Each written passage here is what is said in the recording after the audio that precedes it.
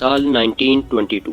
15 साल का लड़का जापान के शहर टोक्यो में ऑटो रिपेयर शॉप पर काम के लिए जाता है, लेकिन इस लड़के को ये कहकर कि तुम इस काम के लिए नहीं बने, दुकान का मालिक सफाई और खाना बनाने के कामों पर लगा देता है। इस वक्त सुचीरो को कोई खास अहमियत नहीं दी जाती, क्योंकि किसी को इस वक्त अंदाज़ा नहीं था कि ये बच्चा आगे चलकर दुनिया का सबसे बड़ा कार ब्रांड और world's largest automobiles manufacturing company बनाएगा। कहानी की शुरुआत होती है जापान के एक छोटे से गांव शिजुका में एक बच्चे का जन्म होता है, सुचीरो होंडा। ये बाईसाइकिल्स का ज़माना था। इन दिनों बड़े शहरों में बाईसाइकिल्स बहुत मकबूल हुआ करती थी। सुचीरो होंडा के वालिद अपने छोटे से गांव में बाईसाइकिल्स की रिपेयरिंग का काम किया करते थे। वो अपने वालिद का बचपन ही से हाथ बटाया करते थे। सुचीरो बचपन ही में अपने 5 बहन भाइयों को बेसिक मेडिकल फैसिलिटीज़ ना होने की वजह से मुख्तलिफ बीमारियों में खो चुका था। जस्ट इमेजिन, उसको ट्रेडिशनल एजुकेशन में भी कोई ज़्यादा इंटरेस्ट नहीं था। सेकेंडली, फाइनेंशियल प्रॉब्लम की वजह से किसी अच्छे स्कूल में भी ना जा सके। सुचीरो होंडा का मशीनरी और इन्वेंशन से लगाव तब बढ़ता है जब वो पहली बार गांव में कार को गुजरते देखता है। इस 4 पहियों पर चलती मशीन ने सुचीरो को इतना मुतासर किया कि वो बाद की ज़िंदगी में अक्सर कहा करते कि वो उस कार से निकलने वाले ऑयल की स्मेल को कभी नहीं भूल सकते। 8 साल की तालीम मुकम्मल करने के बाद 15 बरस की उम्र में सुचीरो ने एक अखबार में जापान के दारुल हुकूमत टोक्यो में आर्ट शोकाई नामी रिपेयर शॉप पर एक असिस्टेंट की नौकरी का इश्तिहार देखा और सीधा टोक्यो चले गए। उसको ये जॉब मिल तो गई, लेकिन कम उम्र होने की वजह से आर्ट शोकाई शॉप के मालिक ने उसे सफाई और खाना बनाने के कामों पर लगा दिया, जिसने सुचीरो को मायूस किया। मगर अब उसके पास वापसी का कोई रास्ता नहीं था। वो अपने इस फेलियर के साथ अपने पेरेंट्स का सामना नहीं करना चाहता था। अब वो कई माह तक आर्ट शोकाई में ही खाना बनाने और साफ सफाई करने के काम करता रहा। अब होता क्या है कि साल 1923 में जापान में एक अर्थक्वेक आया, द ग्रेट कांटो अर्थक्वेक। इस अर्थक्वेक के बाद ज़्यादातर मैकेनिक्स आर्ट शोकाई को छोड़ जाते हैं और ऑटो वर्कशॉप का ओनर दूसरी वर्कशॉप में उसको काम करने की इजाज़त देता है। स्टार्टिंग में सुचीरो को छोटे टास्क दिए जाते हैं। यही छोटे छोटे टास्क कंप्लीट करने के बाद अब वो एक पैशनेट मैकेनिक्स बन गए थे। इनके टैलेंट और पैशन ने आर्ट शोकाई के ओनर की अटेंशन भी हासिल कर ली थी और देखते ही देखते साल 1923 में सुचीरो को आर्ट शोकाई का असिस्टेंट बना दिया जाता है। वो अपने काम की वजह से अब फेमस हो चुका था। लोग सुचीरो के पास मर्सिडीज और डिमलर जैसी बड़ी बड़ी लग्जरी कार्स रिपेयर करवाने आते। इस वक्त यूरोप, अमेरिका और जापान में मोटर कार्स बहुत तेज़ी से पॉपुलर हो रही थी। इसी के चलते आर्ट शोकाई के ओनर ने सुचीरो को स्पोर्ट्स कार डिज़ाइन करने का कहा। सुचीरो ने पुराने इंजन्स को यूज़ करके आर्ट डिमलर, कर्टिस और द मिचेल जैसी स्पोर्ट्स कार डिज़ाइन की और इन कार्स में से एक कार कर्टिस ने साल 1924 में 5th Japanese motor car championship में पहली पोजीशन हासिल की और इस रेस में सुचीरो ने कार मैकेनिक का रोल प्ले किया। ये मौका सुचीरो के लिए बहुत बड़ी अचीवमेंट थी कि तैयार करदा कार अब पूरे टोक्यो में फेमस हो चुकी थी और आर्ट शोकाई टोक्यो में one of the most popular garage बन चुका था। साल 1928 आर्ट शोकाई के ओनर ने अपने बिजनेस को एक्सपेंड करने के लिए जापान में मुख्तलिफ ब्रांचेस खोलने का फैसला लिया और सुचीरो को पार्टनरशिप एग्रीमेंट साइन करने के बाद हमामत्सु टाउन ब्रांच का इंचार्ज बना दिया गया। जी हाँ दोस्तों, ये वही लड़का है जिसको आर्ट शोकाई के मालिक ने ये कहकर साफ सफाई के कामों में लगा दिया था कि तुम इस काम के लिए नहीं बने, और आज वही लड़का टोक्यो का one of the most experienced mechanic होने के साथ साथ आर्ट शोकाई का पार्टनर भी बन चुका है। हमामत्सु टाउन में जिन कार्स को दूसरी वर्कशॉप्स रिपेयर करने से मना कर देती, सुचीरो इन कार्स को भी अपनी महारत से रिपेयर कर देता।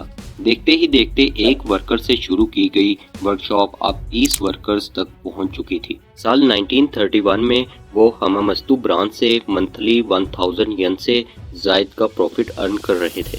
इस दौरान इसने एक स्पोर्ट्स कार भी डिज़ाइन की। इस कार ने 120 किलोमीटर पर आवर की स्पीड से चलकर अगले 20 साल तक जापान का हाईएस्ट रिकॉर्ड भी बनाया। लेकिन ये सब सुचीरो के लिए काफ़ी नहीं था। जो ख्वाब उन्होंने बचपन में देखा था वो अभी तक पूरा नहीं हुआ था। और फिर साल 1936 में हमामस्तू टाउन में एक मेजर अर्थक्वेक आता है और इनकी हमामस्तू टाउन वर्कशॉप पूरी तरह तबाह हो चुकी होती। इस अर्थक्वेक के बाद होंडा ने गाड़ियों के स्पेयर पार्ट्स बनाने का फैसला किया। इसने पहियों पर लकड़ी की तारों को मेटल से बदलने की तजवीज़ पेश की और अपनी इजाद का पेटेंट यानी लाइसेंस भी हासिल किया। 1937 में इसने रिंग पिस्टन बनाने के लिए रिसर्च लेबोरेटरी बनाई, लेकिन आर्ट शोकाई के मालिकान ने इसे सपोर्ट करने से इनकार कर दिया और फिर वो अपने दोस्त के साथ मिलकर लेबोरेटरी में काम शुरू करता है।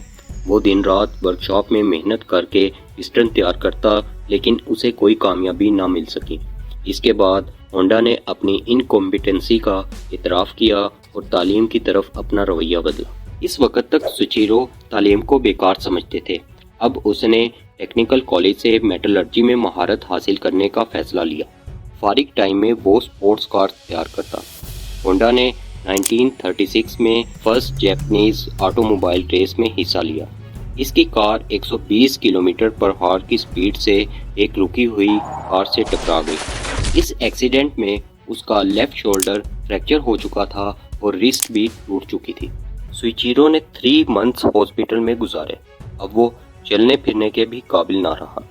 होंडा को हॉस्पिटल में एक बुरी खबर ये मिली कि जो 30,000 रिंग पिस्टन्स इसने बनाकर टोयोटा कंपनी को एग्जामिनेशन के लिए भिजवाए थे, इनमें से सिर्फ 50 को ही गौर के लिए एक्सेप्ट किया गया और इन 50 में से भी सिर्फ 3 ही ring pistons quality control test pass कर सके। सुचीरो के लिए दूसरी बुरी खबर ये थी कि उसे मुसलसल एब्सेंट होने की वजह से और एग्जाम्स ना देने की वजह से कॉलेज से भी निकाल दिया गया, लेकिन इस चीज़ से उन्हें फ़र्क नहीं पड़ता था। उन्होंने हार ना मानी और रिकवरी के बाद 1937 में होंडा ने टोकाई सेकी नामी कंपनी की बुनियाद रखी और कंपनीज की रिक्वायरमेंट के मुताबिक रिंग पिस्टन तैयार करना शुरू कर दिए। अब वो मेटलर्जी में लिए गए नॉलेज और हार्ड वर्क की बदौलत कंपनीज की रिक्वायरमेंट के मुताबिक रिंग पिस्टन बनाने में कामयाब हो चुके थे और 1940 तक सुचीरो की कंपनी टोयोटा और इस जैसी कई दूसरी कंपनीज को 40% रिंग पिस्टन सप्लाई कर रही थी। उनकी मार्केट वैल्यू बहुत तेजी से बढ़ रही थी। अब वो ना सिर्फ रिंग पिस्टन बल्कि शिप बिल्डिंग और एयरक्राफ्ट मैन्युफैक्चरिंग कंपनीज को भी डिफरेंट पार्ट सप्लाई कर रहे थे। होंडा के बुरे दिन तो तब स्टार्ट होते हैं जब 1941 में जापान वर्ल्ड वॉर 2 में एंट्री करता है और टोकाई सेकी प्लांट को मिनिस्ट्री के कंट्रोल में ले लिया जाता है। हालात इतने बिगड़ जाते हैं कि सुचीरो 1942 में कंपनी के 40% शेयर्स टोयोटा को बेच देता है। बाद में होंडा को उसी की कंपनी में डाउनग्रेड करके सीनियर मैनेजिंग डायरेक्टर बना दिया जाता है। अभी वो इन हालात से लड़ ही रहा था कि वर्ल्ड वॉर 2 के दौरान अमेरिकन B-29 बॉम्बर के हमले से टोकाई सेकी प्लांट पूरी तरह तबाह हो जाता है। जंग के बाद वो इस कंपनी को 4 लाख यम में टोयोटा को सेल कर देता है और इन पैसों से वो 1946 में होंडा टेक्निकल रिसर्च इंस्टीट्यूट की शुरुआत करता है। इन दिनों जापान न्यूक्लियर अटैक्स के बाद जंग हार चुका था। जापान में इन्फ्लेशन बढ़ने की वजह से ऑयल्स और पेट्रोल की प्राइसेस बहुत बढ़ चुकी थी। इस दौरान होंडा को मिलिट्री रेडियो का एक जनरेटर मिला। इसने जनरेटर में कुछ चेंजिंग्स करके एक बाईसाइकिल पर लगाया। इसे चलाने के लिए इसने फर ऑयल का इस्तेमाल किया। इस ऑयल की प्राइस पेट्रोल की प्राइस के कंपैरेटिवली कुछ कम थी। इस तरह वो अपनी पहली मोटर बाइक बनाने में कामयाब हो जाते हैं और ये पहली मोटर बाइक थी जिस पर होंडा का लोगो था। और यूं ये रिसर्च इंस्टीट्यूट 2 साल बाद होंडा कंपनी में बदल जाता है। 1949 में होंडा ने 2 स्ट्रोक इंजन के साथ मोटर बाइक का पहला मॉडल ड्रीम बनाया, जो कि हैवी वेट, एक्सपेंसिव और ऑयल एफिशिएंट ना होने की वजह से ज़्यादा ना चल सका। अगले कई साल होंडा ने मार्केट वैल्यू को अच्छे से समझा और फिर 1957 में अपग्रेडेड वर्जन सुपर कप के नाम से लॉन्च किया। ये मोटरसाइकिल ऑयल एफिशिएंट होने के साथ साथ कंपैरेटिवली सस्ता भी था। इस मोटर बाइक को इतनी कामयाबी मिली कि जब अमेरिका में ये मॉडल लॉन्च किया गया, होंडा पहले ही मोटर बाइक्स की लार्जेस्ट जापानी कंपनी बन चुकी थी। होंडा कंपनी अब 50 जापानीज कॉम्पिटिटर के साथ साथ 200 से ज़ायद फॉरेन कंपनीज को भी पीछे छोड़ चुकी थी। 1961 में कंपनी की प्रोडक्शन 1 लाख पर मंथ और 1968 में ये प्रोडक्शन 1 मिलियन पर मंथ यानी 10 लाख तक पहुंच चुकी थी। वो अब दुनिया की मार्केट का तकरीबन 60% कंट्रोल कर रहे थे और 90 की दिहाई में कंपनी की प्रोडक्शन एक साल में 30 लाख यानी 3 मिलियन पर ईयर तक पहुंच चुकी थी। होंडा अब दुनिया की लार्जेस्ट मैन्युफैक्चरिंग कंपनी बन चुकी थी। अब होंडा अपने बचपन के ख्वाब को पूरा करने के लिए कार्स की मैन्युफैक्चरिंग स्टार्ट करना चाहता था, लेकिन ऑलरेडी निसान और टोयोटा जैसे कॉम्पिटिटर्स के होते हुए ये काम आसान नहीं था। और हुआ भी कुछ ऐसा ही। 1963 में होंडा ने अपना पहला 4 व्हीलर मिनी ट्रक लॉन्च किया। ये मिनी ट्रक स्ट्रॉन्ग कंपटीशन और इनसफिशिएंट मार्केटिंग स्ट्रेटजीज होने की वजह से फेल हो गया। फिर बहुत सी रिसर्च और इम्प्रूवमेंट करने के बाद 1971 में होंडा ने सिविक का मॉडल लॉन्च किया और ये कार बेहतर डिज़ाइन, बेटर मार्केटिंग स्ट्रेटजी और चीप होने की वजह से one of the most popular car in the world बन गई और आज भी सिविक दुनिया की one of the best sales car में से एक है। 1980s तक होंडा जापान की थर्ड यानी तीसरी लार्जेस्ट कंपनी, जबकि 1990 तक वर्ल्ड्स थर्ड लार्जेस्ट कंपनी बन चुकी थी।